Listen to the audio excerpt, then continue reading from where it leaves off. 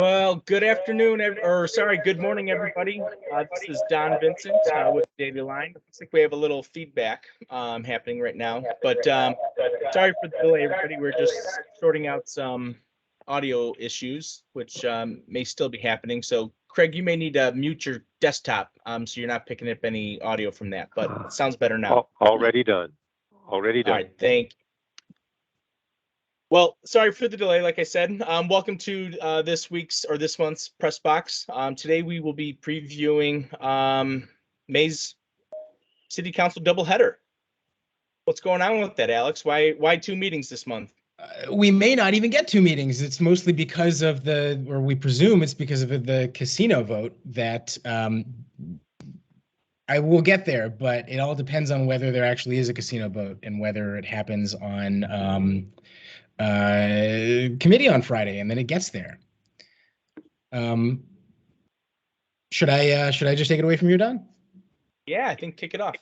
Okay, well, first, apologies for the delay in getting started here. Had a little technical issue, but we're going to dive right in, and really excited this week to talk about the city council meeting. This time it's going to be a preview for some reasons that we'll also get into later. We're having an event next week that we really want to see all of you folks at. My name is Alex Nitkin. I'm editor at the Daily Line. With me, as always, is Erin Hegarty, City Hall reporter at the Daily Line. How you doing, Erin? I'm great. Great. And we've been trying so long. Finally, Craig Dellimore. You are the most sought after guy in the business here. Thank you so much for coming and joining us and lending your valuable insights and wisdom here. Well, we'll see how valuable it is, but it's great to see you. All right. So let's dive right in. This is for anyone who hasn't been here before, joined us for one of these before. The Press Box is a monthly, just little virtual panel that we do always with a guest journalist. Usually it's recapping the previous city council meeting that just happened to sort of go over all the little city council business that folks may have missed. This time we're doing a preview just because next week is very busy. So this is what our agenda is going to be. We want to spend a big bulk of the time talking about the sort of topic du jour, which is the city casino, which is really in flux right now. And we're waiting right now to see whether it is going to get a really critical vote and approval this month, this week, next week. We're also going to spend some time digging into something that I think really flew under the radar this month, which is this debate within the city council and the city more broadly and the administration over how to help people pay their water bills. There was some sort of interesting dynamics back and forth. We're going to talk a little bit about the remap and particularly the final vote and sort of how it went down, but we're going to keep that relatively brief because as some of you may know, next week we're going to be hosting our first in-person event since before the pandemic to talk about the remap.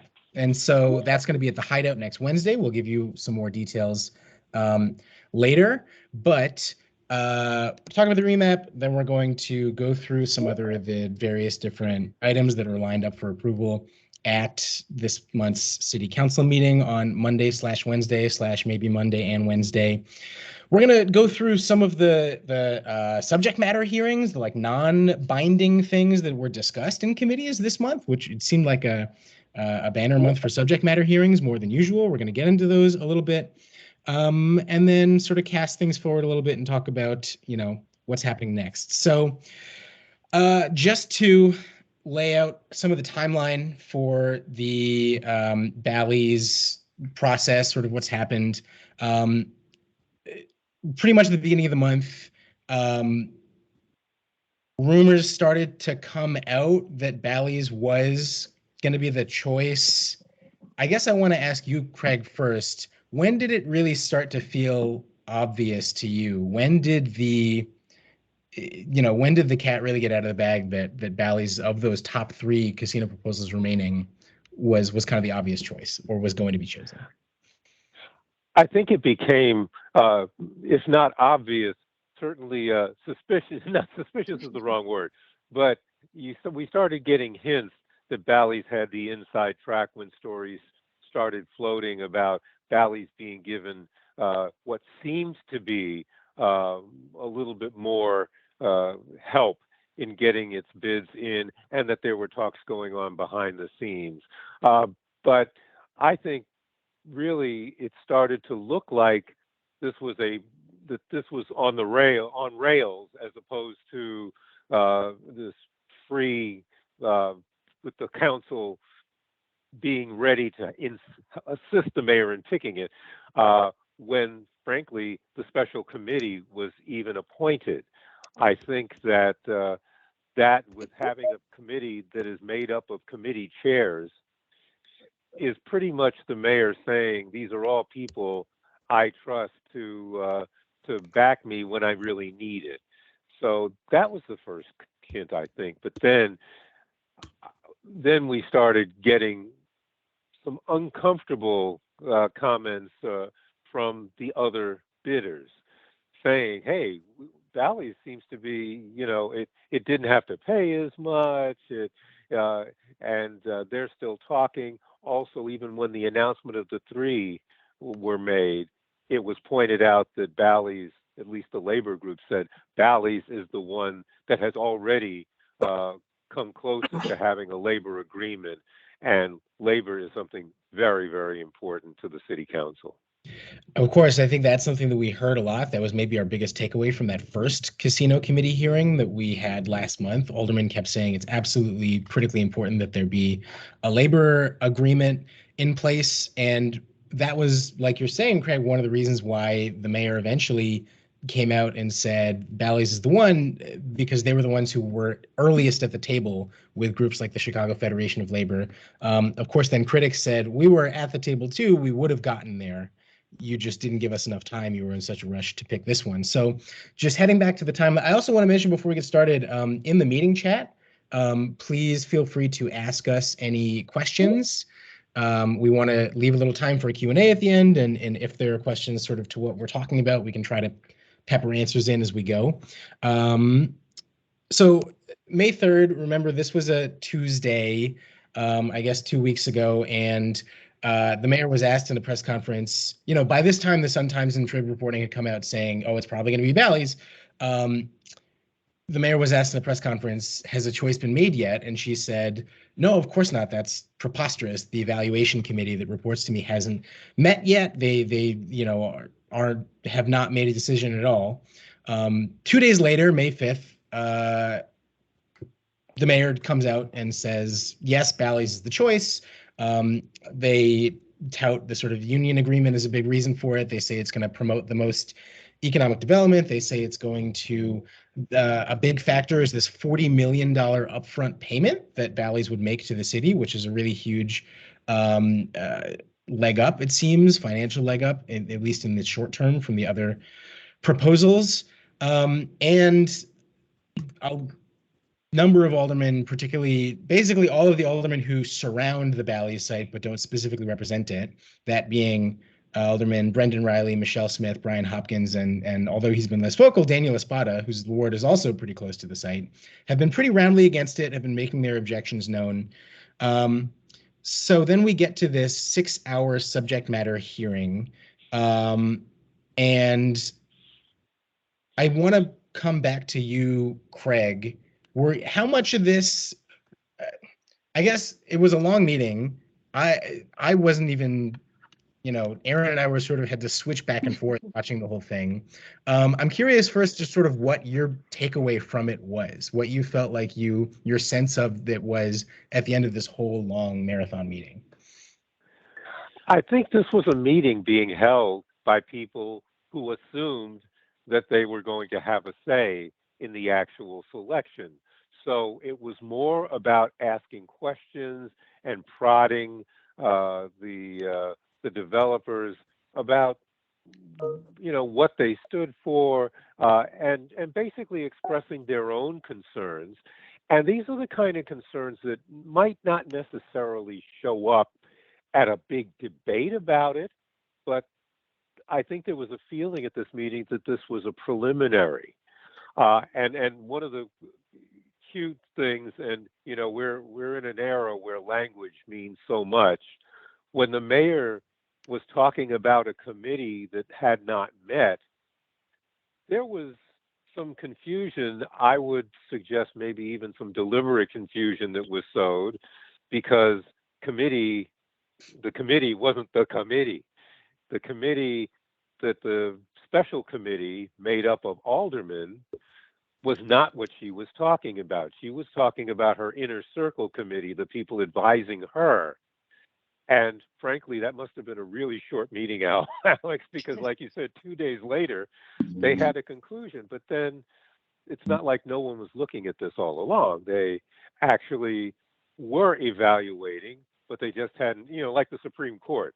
They all were looking at the briefs, and then they sit down and talk about it, and all came to the same conclusion. So, but I thought this was a meeting that thought we were going to have more of these meetings.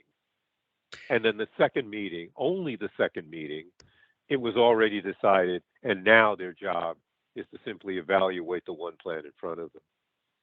Right. I think that use of semantics has come up a lot in this really compressed timeline, where, again, what Lightfoot said on that Tuesday was the evaluation committee has not even met yet. People thought that she was talking about the city council committee.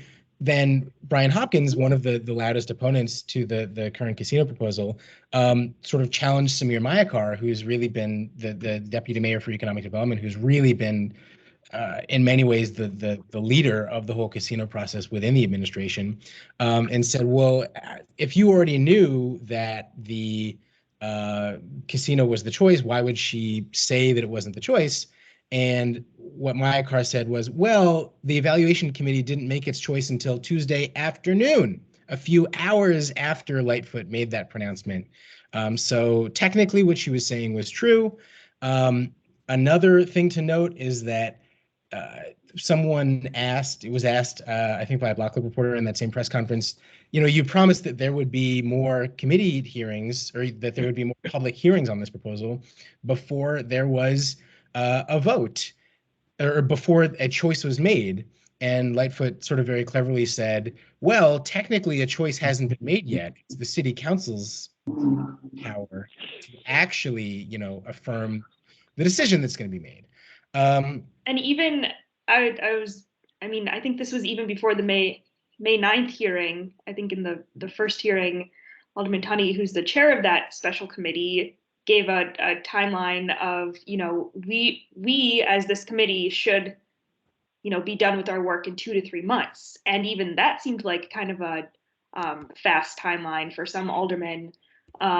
So to have it done, it seems like in like what, 1 month, that's even quicker than the initial timeline that it seems the committee chair even, set out for in the beginning. Yeah, so let's talk about this timeline and what the sort of sense of urgency was, Erin, because I think that you were sitting on this part of the meeting too. There's been this question of what's the rush?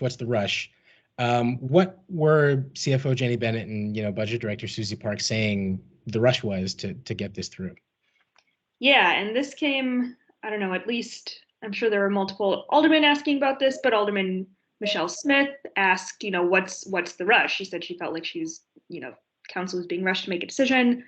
And CFO Jenny Bennett said, time is of the essence, because we have this projected $867 million budget gap in 2023, and we need the money that we're going to make from this casino to put into next year's budget, and also, to start putting toward pension payments.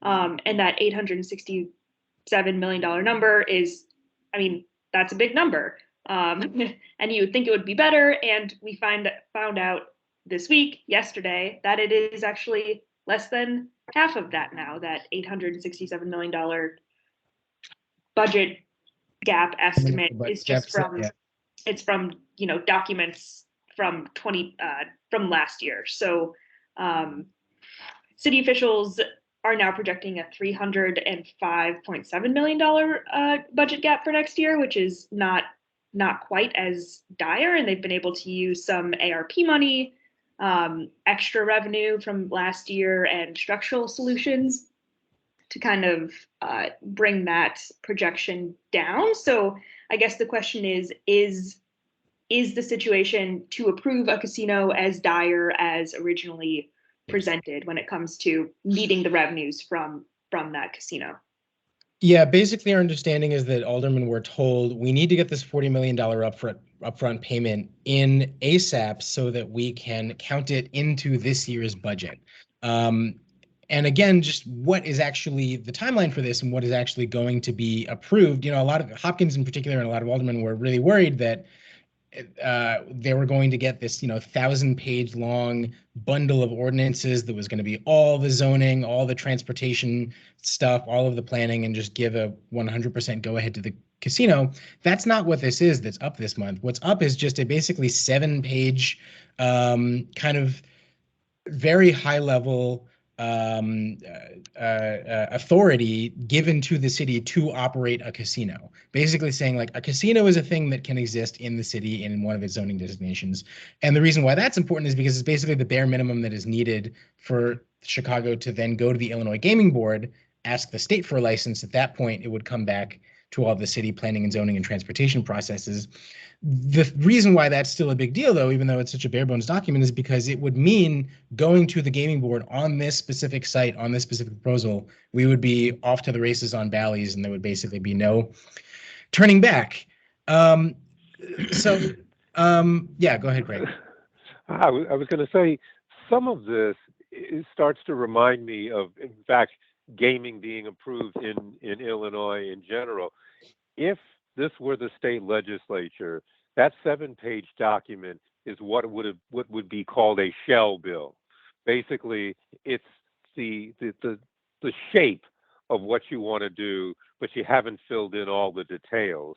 And then you let that move forward while behind the scenes, all the details are being worked out.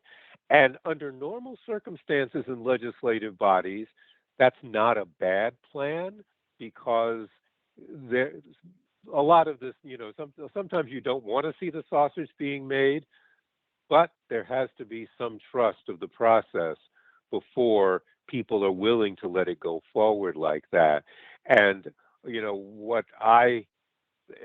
because let's face it, this isn't a new issue. The city's been trying to get a casino, or city officials have been trying to get a casino since the Richard M. Daley administration. So this is finally bringing home that process. But I think that this is more a matter of the aldermen not trusting that the process is going to involve them at all. And frankly, we heard the specter of the parking meter deal be thrown up in debate over this, and Brendan Riley was the one who tossed the ball up. But believe me, any of the aldermen who've been here the last 10, 15 years would have been happy to do so as well, where Mayor Daley rushed through a plan to basically lease the parking meters to a private company, which ends up making a mint, and the city not getting nearly as much, and in some cases making almost nothing because of parking meter holidays and the like. So anytime somebody wants to slow things down in the city council, you say parking meters, and everybody goes, whoa, yeah, we remember that. Yeah. Oh my God, no. It's the magic words. And I'm glad you brought that up, Greg, because we knew that those 3 dreaded words would come up a lot, and it's basically a cautionary tale for, the last time we were asked to rush something through, we regretted it deeply. It was one of the worst mistakes we ever made. At least, Riley has admitted to that. What are the similarities here that you see? I mean, you covered the actual parking meter deal in 2008, right? Yes. What is Riley really getting at, or do you think that any part of it is sort of like hyperbole and overblown? Like, all right, it's not the parking meter deal. How fair is the comparison? Half and half. It is a legitimate concern because indeed the alder people, or they were all aldermen in those days, even if they were women, but all the aldermen were given the deal. But it was almost literally like the day before they had to vote on it. And now where it is overblown is that, let's face it, if the deal were as completely sour as everybody says, then no one would have voted for it. But in fact, no one could know that the terms that were in there, some of them written by the parking meter company, could have been that favorable. You just didn't really think it through. But on the other hand, I think aldermen are seeing that when it comes to decisions being made, that Mayor Lightfoot and her team keep some things close to their chests and aren't really willing to show the sausage being made at all stages. Sometimes they do, sometimes they don't. So they're afraid that if they do let it go, it's going to scamper away from them. Right. I think that's their fear. And it comes down to, in my mind, comparing to the parking meter deal, what exactly is the liability that's at stake for the whole city? And I think that Riley is trying to make the case that it's an opportunity cost, that it could be something else, that maybe Bally's is not really serious or as experienced as the other operators, and so it may all fold.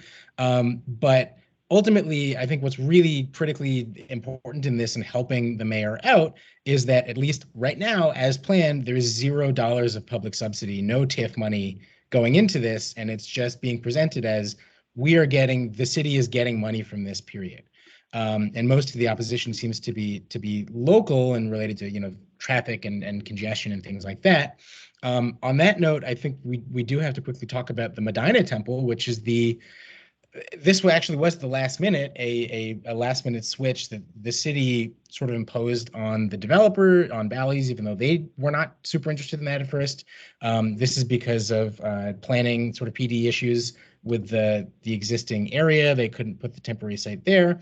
And I tweeted this morning, in the host community agreement, this big 150-page resolution that is also going to schedule to be voted on Friday. There's very, very little information about the Madinah Temple logistics, basically. There's just one page saying, here's how it's going to work, here's how many slots there are going to be. And this is what Riley, seen here on that slide, was, I think, especially upset about, because that literally is in his ward. He said that he sort of got traffic engineers to admit that there have been no traffic studies of that, and they haven't really contemplated things like charter buses. And what was really, I think, instructive was that in the Sun-Times, I think Fran Spielman talked to Tunney, Alderman Tom Tunney, who's the chairman of the casino committee, yesterday, and Tunney really said, I don't know if we're going to be ready to vote on this on Friday. And Tunney is the one who really holds the cards at this point. If this deal, like you said, Craig, were brought right in front of aldermen for an up or down vote, it's hard to imagine that a majority would vote it down, would turn down this opportunity. But at the same time, you can very easily imagine a world in which, especially based on this interview with the Sun-Times, where Tunney says, you know what, we're just not ready. And he just doesn't bring it to a vote. This is a lot of stuff aldermen have to read through. The host community agreement was only distributed to aldermen on Tuesday, was never actually made public except to distribute to aldermen so that they could leak it to reporters like us. So that's really the question. Is there even going to be a committee vote on Friday, or will it just be another subject matter hearing? And this gets into these two city council hearings that we have, two scheduled city council meetings that we have next week, one on Monday, one on Wednesday. The only reason we can understand why there would be the two meetings is because Riley and Hopkins have admitted as much. They will certainly defer and publish this as soon as it comes up, which would let the administration just come back 2 days later and pass it. But if this doesn't pass on Friday out of committee, do we just have a regular meeting on Monday? Do we get Wednesday off so that everyone can prepare to come to our event at the Hideout at 6? That's what remains to be seen. So I think we should probably move on. Any last thoughts on the casino, or predictions, or feelings about what happens here, or impressions from this whole debate before we move on? The only thing I would add is that I think we will know a lot by Tom Tunney's mood at tomorrow's meeting, because this is an administration that has proven when it doesn't think it has the votes, it has no problem. In fact, we've had something I've never seen before, which is the mayor's allies deferring and publishing, or for the uninitiated, delaying their own, their own thing. So they have no problem saying, "Yep, we're not ready," and walking away. But the other thing I think we have to remember going forward is this is a mayor who does not like to, in her words, buy votes. So in other words, she doesn't want to make promises to aldermen and women that in order to get them to vote her way. And frankly, that's a hard way to do business. It's not, you have to be willing to settle for 26 votes when you can. But on the other hand, sometimes you have to do some of that horse trading, and her instinct is not to. So we'll have to see how far that gets her. Yeah, that's a really good point. This is one of those times when you can easily imagine that a Ram or a Daley would have an easier time, have a little bit more influence over aldermen to get something like this across, especially if she's not wheeling and dealing, and also because, you sort of wonder what favors this mayor has to call in from aldermen. I think even some of her closest allies have gotten this sense of frustration, like she doesn't listen to them or is not in communication with them. And so who I'm really keeping an eye on is Alderman Jason Irvin, chair of the Black Caucus, who we've seen is usually a very close ally of the mayor and certainly is on the casino. He's a supporter of this casino and will be working to push it through. So we'll see how much influence he has on that. So let's move on. This is, again, something that sort of flew in under the radar, and I want to bring you, Erin, on this to talk about this proposal that the mayor introduced that she said would basically on the premise that no one should be too poor to afford water service, essentially, right? Can you just kind of walk us through this timeline of what the mayor's proposal was in context with this bigger legislative debate about water? Yeah, and you'll have to there's a lot of yard maintenance going on outside of my window somewhere, so just bear with me on that. But yeah, so last month, Mayor Lightfoot introduced an ordinance that would essentially, roll back water shutoffs, ban privatizations of the city's water system, and create, or as we learned, reestablish the city's water meter installation program. And that all sounds good, but Alderman Rosana Rodriguez Sanchez of the 33rd Ward sent that proposal to the Rules Committee, saying that, Lightfoot didn't listen to community organizations, and there's already a proposal to do essentially everything that she was proposing to do in the Water for All ordinance that was proposed by Alderman Daniel Espada of the 1st Ward. We learned last week that that proposal does not have the support of enough aldermen, at least in committee, because it got a hearing, it got a vote in committee, and it did not receive a favorable recommendation because city budget officials and the water department said it was going to be too expensive to offer certain credits that Daniel Espada proposed. Once he heard that feedback, he kind of said, he's willing to take those credits off the table, but basically it was too late at that point.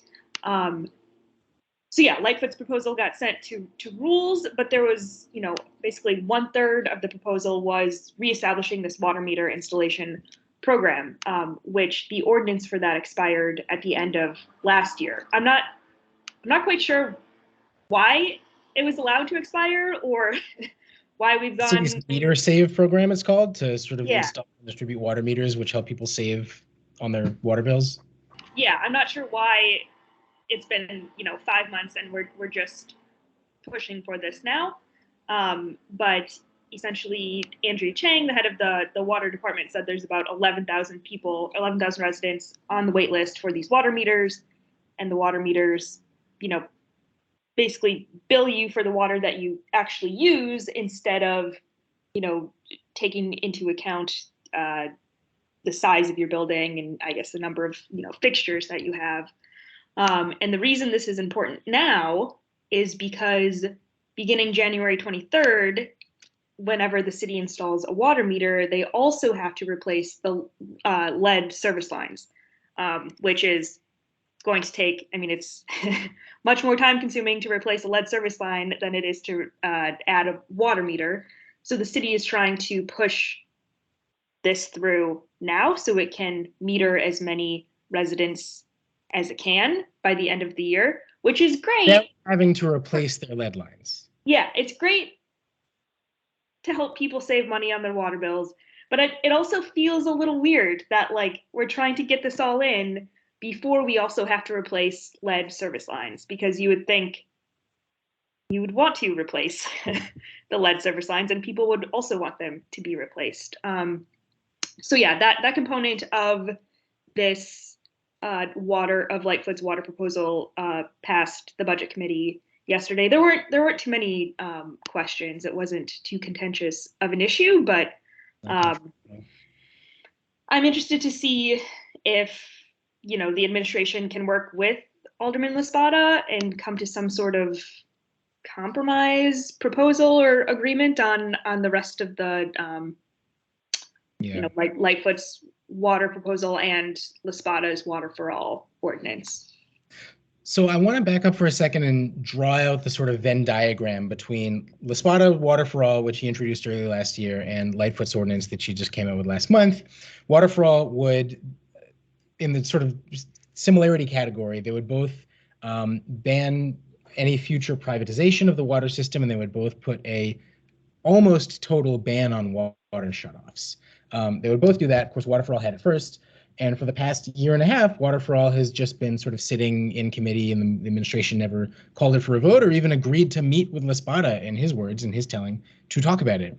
The critical thing that Water for All would do that the mayor's proposal would not is actually expand existing subsidies, expand the city's utility billing relief program to make water access completely free, potentially, for very low-income people, and have a sort of graduated subsidy system.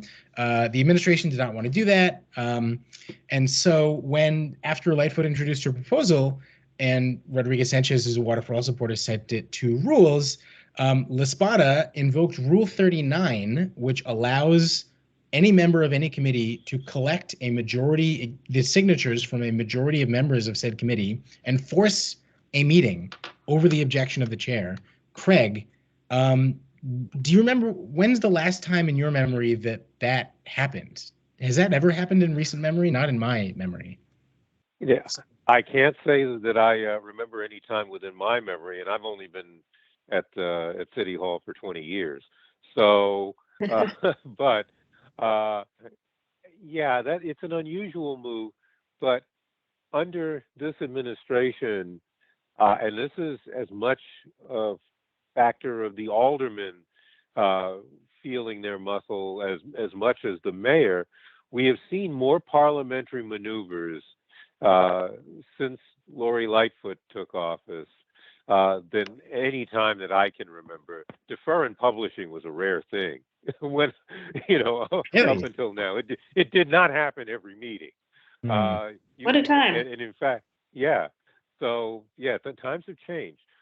So, yeah, to me, the curious thing was that they would not let Daniel Laspada amend his version of Water for All to take out that, $1 billion credit that was in there when he said, even he looked like he didn't think it cost that much.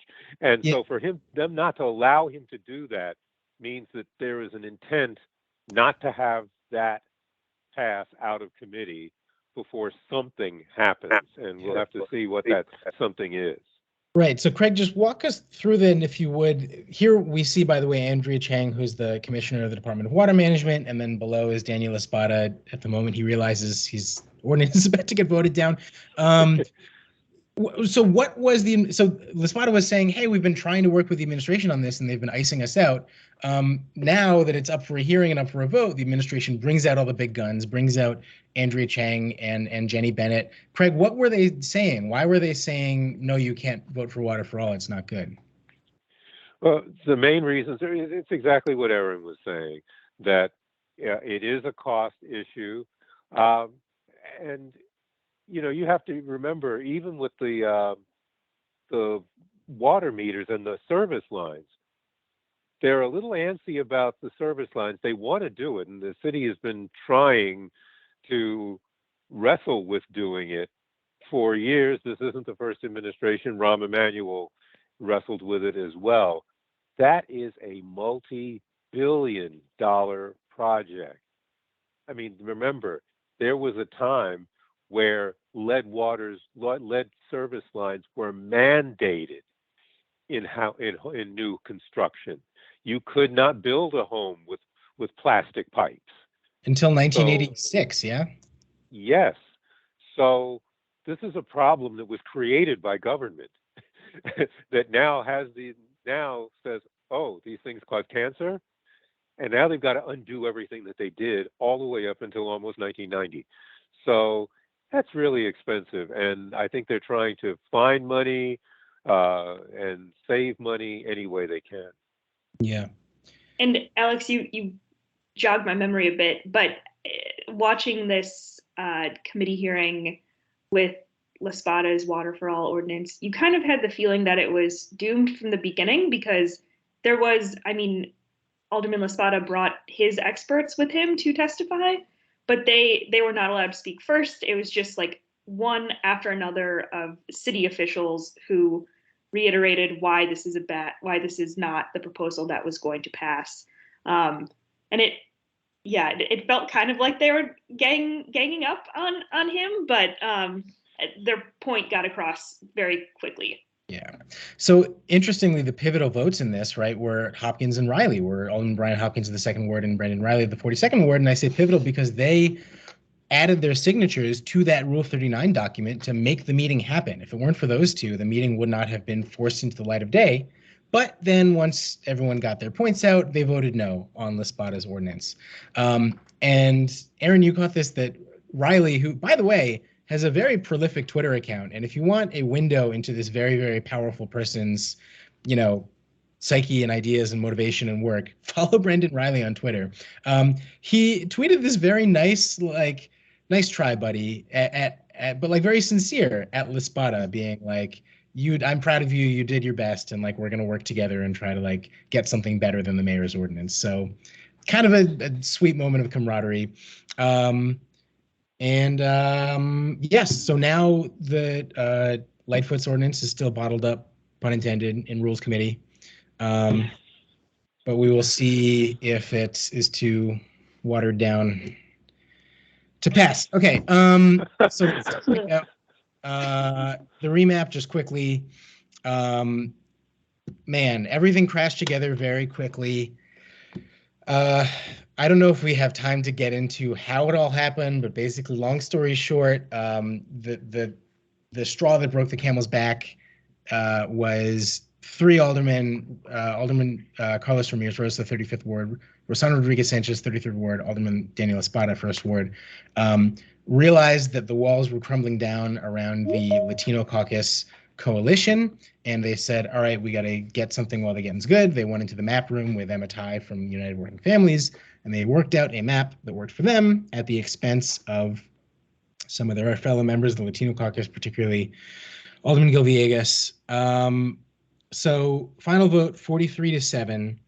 None of this was really a surprise, except, well, first, Craig, we've been talking about parliamentary maneuvering. What was up with the attempted defer and publish that did not work? I think they saw the handwriting on the wall. Like I said, back in the day, defer and publish only happened when you thought something different would happen between the time you blocked the vote and the next time by the next meeting. The mayor Lightfoot has honed the response of doing a meeting 2 days later with any D&V to the point where it's almost useless. It delays the inevitable, and sometimes you do it just to basically just to tick people off. In this case, I think they were trying to figure out if there was anything else they could do, And I think the answer they came up with was no. It really, I'm not surprised that it happened. Self-preservation is perhaps the strongest emotion on the city council, and that's why these are always so bitter. But it's also the reason why they try to avoid a referendum, like the plague, to use the cliche. But really, this is the furthest that community groups like the Change Illinois movement has gotten even this close on remap. So, for them, they should pat themselves on the back that they were even in the debate. I've covered, this is my third, my third. And the other two, you didn't even hear from the public. So, good on for them. Yeah, I mean, they certainly were not happy with how it turned out, and they didn't end up having any direct influence in the map that ended up getting approved, but they absolutely were part of the conversation and were a big part of one of the major proposed maps. Just basically what happened with that little parliamentary maneuvering is that 5 aldermen, see if I can remember them off the top of my head, Villegas, Tabares, Lopez, Beal, and I don't know if Hopkins was part of it or not. I don't think he was. And Burke. Was it Burke? And Burke. Yes. Those 5 tried to defer and publish, but the mayor sort of got them on a technicality and said, actually, you can only defer and publish things that are coming out of committees. And this was being, the council was using its supermajority to suspend the rules and take up something directly that had not passed committee. Now, they could have passed it through committee. They intentionally chose not to. Why would they do that? Maybe it's so it can't be deferred and published. Hard to think of any other reason why, but they sort of outmaneuvered the malcontents on that. So it was those 5 who we knew would vote against it. Brian Hopkins, he loses Lincoln Yards. We knew he was not going to be a fan. Andre Vasquez, this was, I think, a surprise to people who just heard, well, it was the socialists and the Latino caucus who were part of this, compromise maneuver. He was not part of that. Erin, Vasquez put out a 4-page statement explaining his no vote. Can you just sort of summarize it for us and tell us what you take away from that? Yeah. And reporters tried to talk to Vasquez after the meeting, and he kind of, said he'd have a, written statement. Which is very uncharacteristic of him. Usually he's very, open. Yeah, usually he'll comment on anything, but it's apparent now that he really wanted to explain his thoughts, and this is a very well thought out and thorough explanation of why he voted no on this. And I think it comes down to he doesn't think that that the city council is the best body to be drawing the map. He was one of 2 aldermen in January 2021, along with Alderman Hopkins, who introduced an ordinance it was just, I think it was a resolution actually to hold a hearing on, better ways to draw maps, like an independent commission or, a computer system. And that never even got a hearing over, 1.5 years. So I think, he believed in the coalition map, and to kind of see people flop the other way, I'm guessing was not a great feeling, especially when you are a member of the Latino caucus and you believe that, representation in city council matters, and you're pushing for another one more Latino ward than the proposal that was approved. Yeah. My sense of it, and we should be clear that Vasquez was not, screwed in this map the same way that Villegas or Tabares was. His ward is, I would say, 85% the same as it is now, except that it has some ugly little appendages going into West Ridge in the north and Ravenswood Manor in the south. My sense is that he was well, I wasn't really part of this process that worked out this deal, so why should I vote yes? It's a very ugly map. It wasn't a very transparent process, so I might as well, they already have 41 votes. I might as well just sort of make a stand against it. Quickly before we move on, Craig, can you just sort of get into if you were watching at this point, this sort of spat, this very emotional spat between Alderman Anthony Beale, 9th Ward, and Jason Irvin, 28th Ward, I think an example of just how personal this has gotten, right? What was that all about? What did you take away from that? Well, I think some of this is literally personal. Anthony Beale has become one of the more outspoken critics of pretty much anything Lori Lightfoot does. He and Lopez, who was running for mayor, have also been, at least by the mayor, tied to the Ed Burke regime, as which Lopez is more a part of than Beale. But what happened on the floor really was Anthony Beale saying, I am against this because this was not really a process that invited everyone, and I've never been a part of it. And he said, I was locked out of the process. I could not even go into the room when the Black Caucus was there, and he's obviously a member of the Black Caucus. And so when Jason Irvin, the West Side alderman, took his turn, he very pointedly, after sounding like we all need to get together, we have to, this is behind us, let's put this behind us. And then he turns basically to Beale and says, but I take offense and that you were not shut out of the process, you sold out. Because what Beale did was, when he couldn't get in to the room, the map room, he sided with the Latino caucus. And so, immediately after saying this shouldn't be us against them, he basically said, you sold out to them.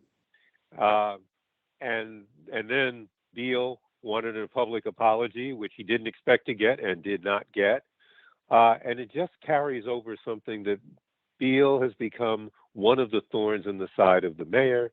And Jason Irvin is one of those who is a fairly consistent supporter of the mayor. And I think it gets really into personalities that's been probably festering for some time now. Yeah, I think one of the lasting impacts of this map has to be one alderman, told us this has destroyed relationships within the city council. And I think we've seen that it got just so bitter, especially within the Latino caucus. So many promises were broken, personal, professional betrayals. That's, I think, going to be the fallout we'll have to see from here, as well as, of course, whether this gets challenged in court. That's how we'll know that this saga is really over. Villegas, in his remarks, sort of quiet, subdued remarks, even though he's sort of, very easily, arguably, the biggest loser in all of this. Absolutely. He said that the map is, quote, begging for a court challenge. Someone might have to, we don't know who the plaintiff in that will be, but someone may have to argue before a judge that 36th ward, which is 8 miles long and a block thick, basically in some places, is, meets the constitutional standard for compact and contiguous. So that's sort of the next step in what we're watching. As usual, we didn't leave enough time for these other things, and we are going to have a hard 10 o'clock cutoff today so that we can watch Finance Committee. Yay! Hooray! Including we should right now talk about Beale's speed camera ordinance in the same vein as that Water for All ordinance. It could be a new era of, ordinances that the mayor's administration doesn't like actually being brought up and then voted down instead of just ignored and stuffed in a drawer the way they usually are. This has been, we've talked about this in a lot of press boxes because there's, probably 5 times in the last 7 months, there's been some kind of weird, confusing parliamentary maneuvering where Beale tries to bring up this ordinance that he's had since last spring to repeal this relatively new extra speeding ticket penalty that the cameras will take a picture of your car and send you a $35 ticket if you go 6 miles an hour over the speed limit in schools and park zones. It used to be 11 as part of the mayor's 2021, pandemic budget.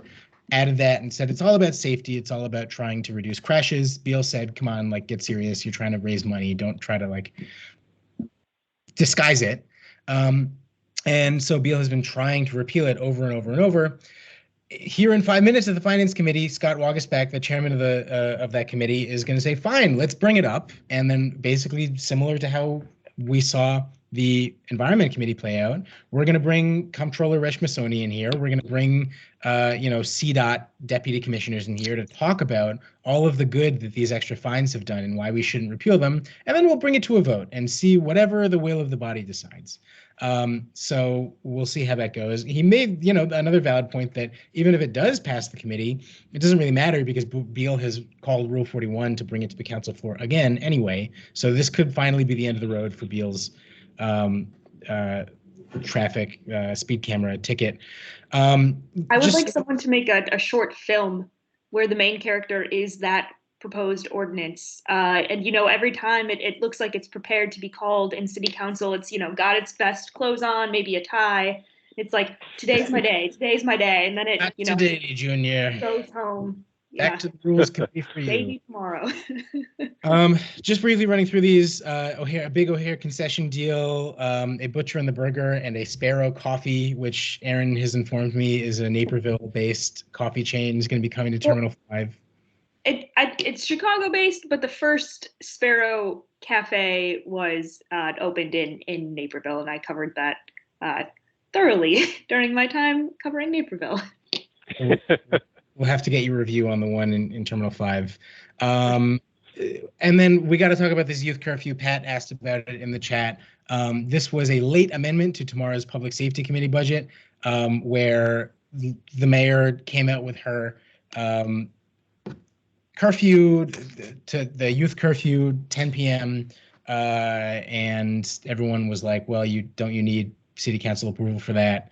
And then they sort of quietly put this on the agenda. Is it getting out of committee? First of all, we absolutely cannot predict. Second, I will say my gut says yes. I don't know about you guys. I'm interested to hear. I think that the Ramirez Rosas and Vasquez's of the council are going to make a whole lot of noise about why it's a bad idea. They're also not members of the Public Safety Committee, though, which is really stacked with, closely police-allied aldermen. I have to think that the overwhelming majority of aldermen are just going to throw themselves onto anything that they think can get a handle on crime, any kind of crackdown. They're facing so much pressure from their constituents. It's hard to envision that this doesn't pass, although I think there's going to be a lot of shouting. Yeah, I agree. I think especially it will pass out of or my guess would be it would pass out of the Public Safety Committee. If it can pass out of any committee, it can pass out of that committee. Yes. And then last thing, yesterday there was sort of a heated debate over this outdoor entertainment venue license, this new license that's going to become available for outdoor concerts like the Salt Shed that's opening this summer at the Morton Salt site. Riley and Smith voted against it because they said, well, this seems like a carte blanche to do the same thing, a half a mile south of there along the river at the Bally's Tribune site. And they're not wrong about that. Shannon Trotter, the liquor commissioner, yesterday, Smith asked her, is this just opening the door to do an outdoor giant 3,000 person outdoor concert venue right along the river at the casino? And Trotter was just like, yep, that's how it works. So watch out for that. And we didn't really have time to talk about subject matter hearings. We're going to be watching ADUs. Craig, you had a report on and watched this really interesting subject matter hearing, also a Lisbada initiative about public bathrooms. Do you want to just super quickly tell us what that's all about? It's about having more bathrooms in more places, and one of the proposals would put freestanding bathrooms that have to be constructed so that you can partially see inside, so that to put it as delicately as the people who make them try to, so that you can only do the things you should be doing in a bathroom and not do any of the things that you shouldn't be doing in a bathroom. And like A, living in them, and B, doing drugs, and we won't say anything else about the other things. And clearly there is a sentiment for having something like this and having more bathrooms, and even persuading businesses to maybe incentivizing businesses, giving businesses some kind of benefit if they let their own existing businesses let their own bathrooms be used for the public.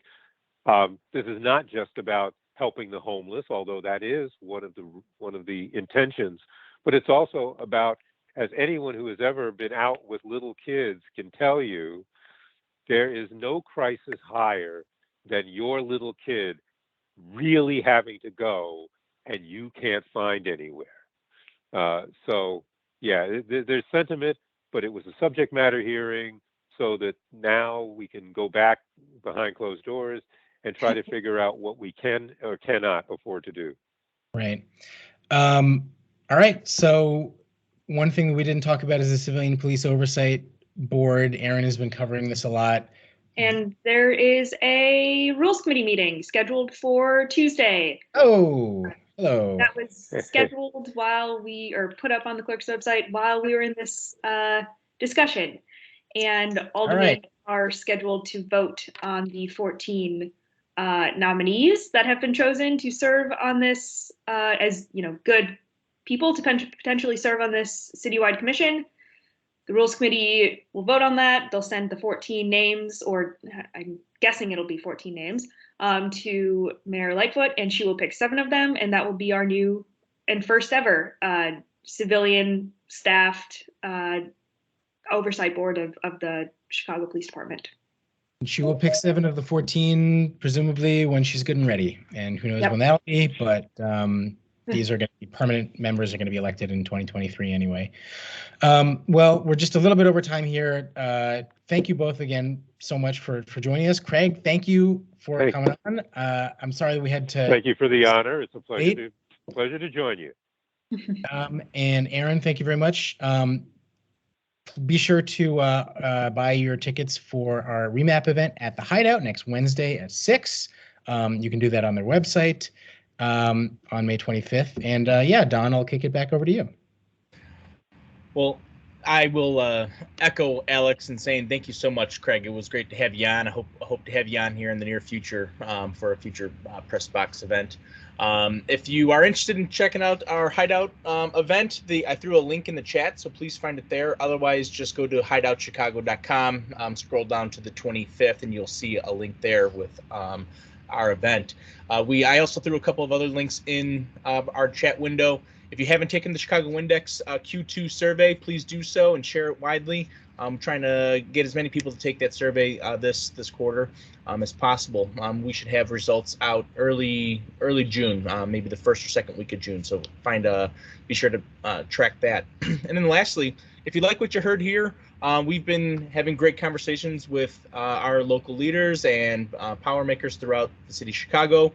Alex just had a great conversation with the new Inspector General, Deborah Witzberg, that's up on the Cloudcast website. So check that out. There's also a bunch of other really good episodes that we've put out in the last month. Erin, I would really like to hear what Max has to say after the remap came to a conclusion here, and how that has made his life probably pretty crazy here in the last final weeks of getting ready for the June 28th primary. But we'll have to follow up with him here in the coming weeks. But check out those links. If you have any questions, you can email me at don@thedailyline.com, and we'll go from there. Thanks so much, everybody. Have a good day.